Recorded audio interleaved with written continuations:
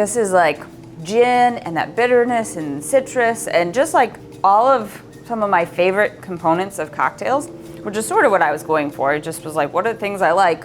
Let's put them together and see if it works, which similarly is actually what Ford's Gin did, as they were like, what do we like in gin? Let's map it all out on a napkin and then let's create it. And so fitting that that's also kind of what I did with this cocktail. Turns out it's a map to fucking deliciousness. So let's go shopping. Okay, so first for our Antique Sextant cocktail, we are gonna use gin. And look, we just happen to have our friend Martine here from Ford's Gin. Awesome to see you, Sharon. With the Sextant, there's obviously a theme of travel, right? Yes. And so, one of the things that when we were creating Ford's Gin, Simon was super inspired by obviously cocktail culture, travel. You see all the luggage stamps on there. I love the aesthetic of it. On the inside, you see all those maps. Gin and rum are the most traveled spirits in world history, always on boats. So when Simon, in the early days, he actually spent a lot of time with bartenders and mapped out all the classic drinks. And the goal with Ford's was to make a cocktail-grade gin. And so all of us were industry veterans. We wanted to make a brand that really stood out in a drink. So with your Sextant, I think citrus, you have some bitter profile. This is gonna work really well, integrate well together. The gin has grapefruit peel, bitter orange, lemon, jasmine flower as a nice floral note, and then that sort of traditional Italian juniper for people that really like serious gins. You can push and pull this gin in any cocktail. But I think for what you're trying to do with this sort of shake and sour, this is your star. So Perfect. yeah, happy mixing. Thank you.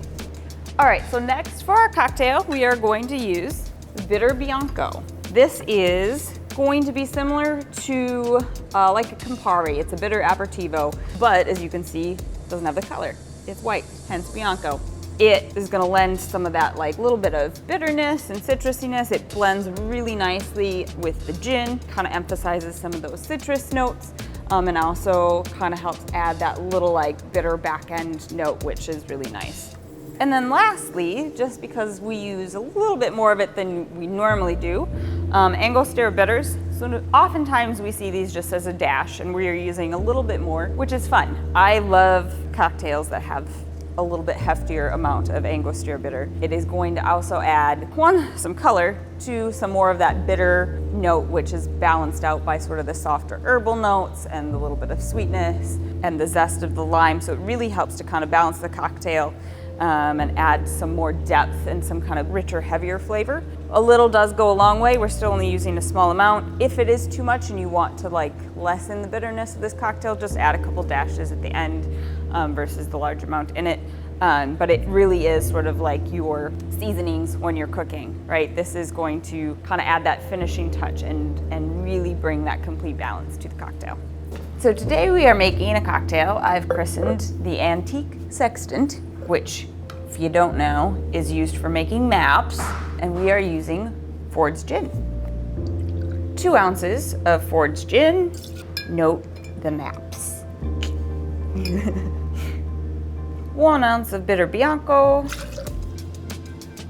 ounce of your limey lime juice, and then I'm gonna attempt, okay, probably just take the little spouty thing out.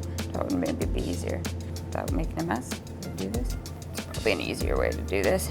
We're going like an 1/8 ounce-ish of Angostura bitters. Oh my gosh, that's so much bitters. Kind of. If you think that's too much bitters, you're wrong.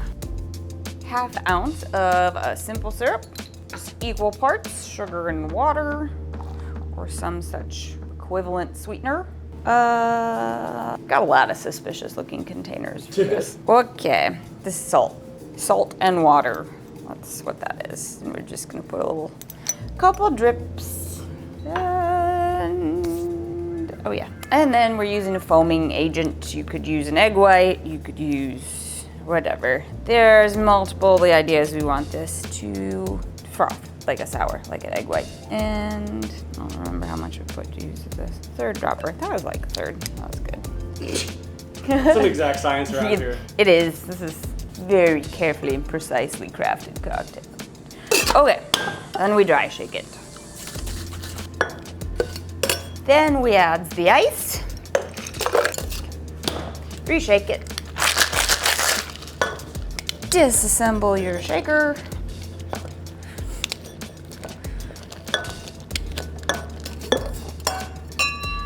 Ooh, get yourself a glass, get yourself a strainer, double strain this bitch.